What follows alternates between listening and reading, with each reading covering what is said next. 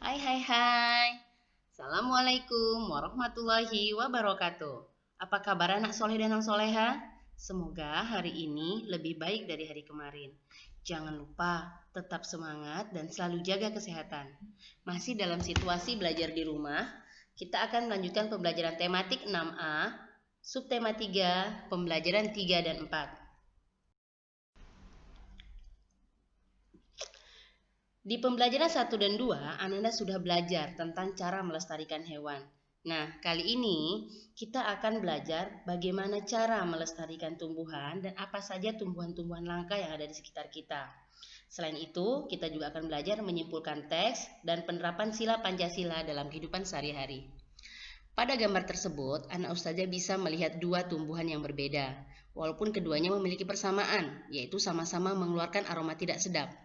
Gambar A itu disebut tumbuhan Amarpolus gigas atau tumbuhan bangkai raksasa.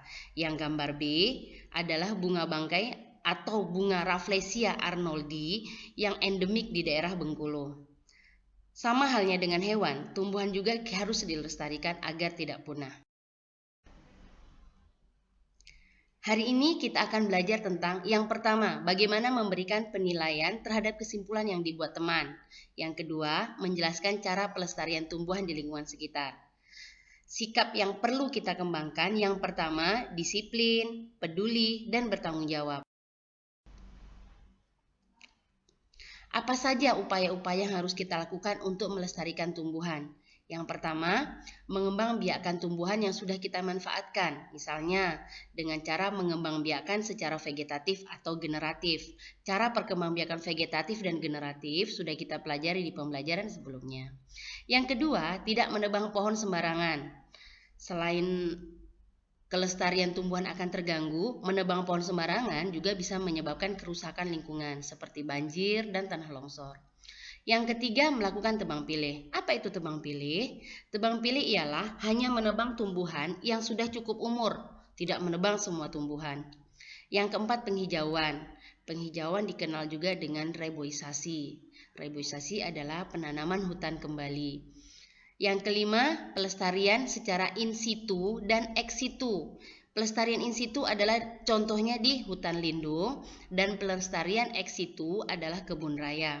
Yang keenam, pengembangbiakan tumbuhan langka dengan cara kultur jaringan. Apa itu kultur jaringan? Akan dijelaskan di slide selanjutnya. Contoh tumbuhan yang sudah langka. Yang pertama, anggrek hitam. Anggrek hitam ini banyak di daerah Kalimantan. Selanjutnya, Rafflesia arnoldi. Rafflesia arnoldi endemik di daerah Bengkulu. Edelweiss Jawa. Edelweiss Jawa ini hanya tumbuh di daerah pegunungan.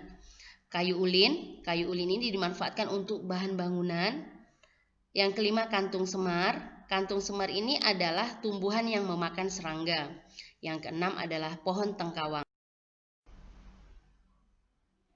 Nah, ini adalah Rafflesia arnoldi yang hidup di daerah Provinsi Bengkulu. Selanjutnya, ini adalah kayu ulin. Lalu, ini adalah anggrek hitam. Anggrek hitam yang terdapat di daerah Kalimantan. Ini adalah bunga edelweiss. Nah, nampak di gunungnya kan? Jadi edelweiss ini habitatnya di daerah pegunungan. Ini adalah kantung semar.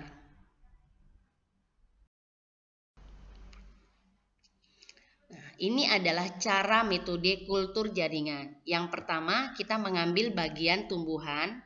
Contohnya bisa tangkai daun, bisa bagian dari bijinya. Yang kedua, tangkai daun ini ditumbuhkan pada medium khusus yang mengandung zat hara yang diperlukan oleh tumbuhan. Yang ketiga, wadah yang berisi kultur jaringan tumbuhan ditempatkan di laboratorium. Baru tumbuhan yang sudah tumbuh di wadah tersebut dipindahkan ke pot yang berisi tanah. Selanjutnya, tugas yang pertama, kita membuat poster yang peduli lingkungan. Untuk langkah-langkah pembuatannya, lihat pada buku tema halaman 94. Lalu kita ke pembelajaran 4. Ini adalah gambar kantung semar dan bunga anggrek. Ini adalah salah satu contoh tumbuhan langka juga. Kita akan belajar tentang menulis kesimpulan dari teks laporan hasil pengamatan. Yang kedua, mendiskusikan penerapan Pancasila dalam percakapan. Sikap yang akan kita kembangkan adalah rasa peduli dan bertanggung jawab. Menulis kesimpulan dari teks laporan hasil pengamatan. Sebelumnya, baca dulu teks Puspa Langkah Nasional Indonesia pada buku tematik halaman 98. Lalu, buatlah kesimpulan berdasarkan teks tersebut. Gunakan bahasa yang runut dan kosakata baku yang tepat. Adapun penerapan Pancasila dalam kehidupan sehari-hari, yang pertama, saling menyayangi hewan dan tumbuhan sebagai bukti syukur kepada Tuhan Yang Maha Esa.